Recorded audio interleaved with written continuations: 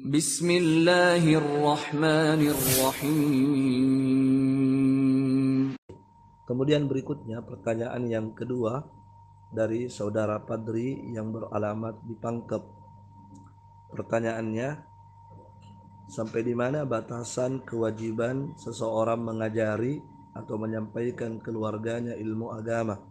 Karena terkadang kalau kita mengajari atau menyampaikan mereka tidak mau.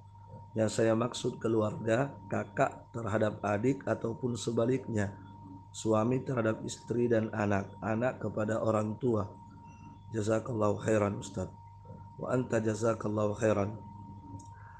Taib, ikhwani fillah, seorang muslim dan muslimah jika dia punya ilmu agama, maka diperintahkan baginya untuk menyampaikan nasihat, menyampaikan peringatan kepada keluarganya.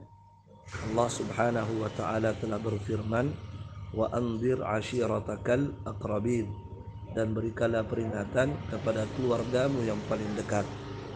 Ya, maka kewajiban kita hanyalah menyampaikan ilmu, menyampaikan nasihat, menyampaikan peringatan, terutama ketika mereka terjatuh dalam kesalahan. Itu kewajiban kita. Ya. Adapun jika mereka tidak menerima apa yang kita sampaikan, maka itu bukan urusan kita. Sebab sekali lagi kita hanya berkewajiban menyampaikan. Soal menerima atau tidak itu kembali kepada Allah Subhanahu wa taala. Oleh karena itu Rasulullah sallallahu alaihi wasallam sebagaimana diterangkan dalam Al-Qur'an, ya, itu hanya diperintahkan untuk menyampaikan. Kata Allah Subhanahu wa taala, innama anta mudakkir, sesungguhnya engkau itu tidak lain hanya sebagai pemberi peringatan saja. Adapun masalah dia mau menerima atau tidak peringatanmu itu kembali kepada Allah Subhanahu wa taala, sebab hidayah memang di tangan Allah Subhanahu wa taala.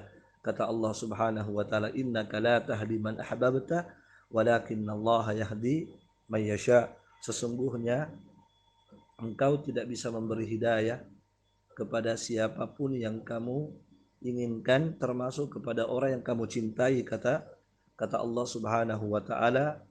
Ya, dan ini ayat Allah tujukan kepada Rasulullah sallallahu alaihi wasallam. Kata Allah, sesungguhnya engkau wahai Muhammad tidak bisa memberi hidayah kepada siapapun yang kamu cintai, walakinnallaha yahdi may yasha, akan tetapi Allah lah yang memberikan hidayah kepada siapa yang Allah kehendaki. Oleh karena itu tugasnya Nabi kita Muhammad sallallahu alaihi wasallam hanyalah menyampaikan dan memberi peringatan kepada keluarga dan kepada seluruh umatnya.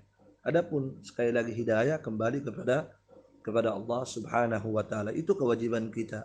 Nah, kalau kita sudah menyampaikan, ya, dengan cara yang baik, dengan cara yang hikmah, lengkap dengan dalil-dalilnya, kemudian mereka menerima, walhamdulillah. Tetapi kalau mereka tidak menerima, ya itu bukan urusan kita dan kewajiban kita telah selesai. Oleh karena itu Nabi Shallallahu Alaihi Wasallam juga pernah bersabda terkait dengan menasihati kesalahan penguasa, menasihati kekeliruan penguasa. Kata Nabi, man arada ayyan sahalidhi sultan fala yubdih alaniyah, barang siapa yang ingin memberikan nasihat terhadap penguasa yang keliru, penguasa yang salah, maka janganlah dia menasihatinya dengan terang-terangan.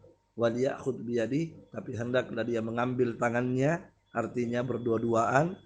Ya, fa in sami'a minhu fadaka, kalau dia penguasa tersebut mendengarkan nasihatnya, maka walhamdulillah, itulah yang diinginkan.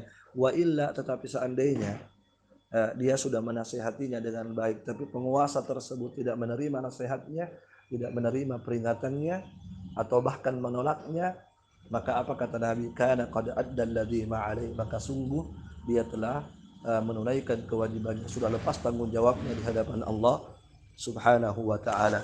Maka tentunya kalau kita sudah memberikan nasihat, peringatan kepadanya dengan cara yang terbaik, kemudian Allah belum memberikan hidayah kepada mereka, maka masih ada satu senjata kita yang paling ampuh, yaitu kita mengangkat kedua tangan kita, mendoakan keluarga kita, Semoga Allah memberikan hidayah kepadanya, sebab sekali lagi hidayah itu hanya di tangan Allah Subhanahu wa taala. Wallahu a'lam bissawab.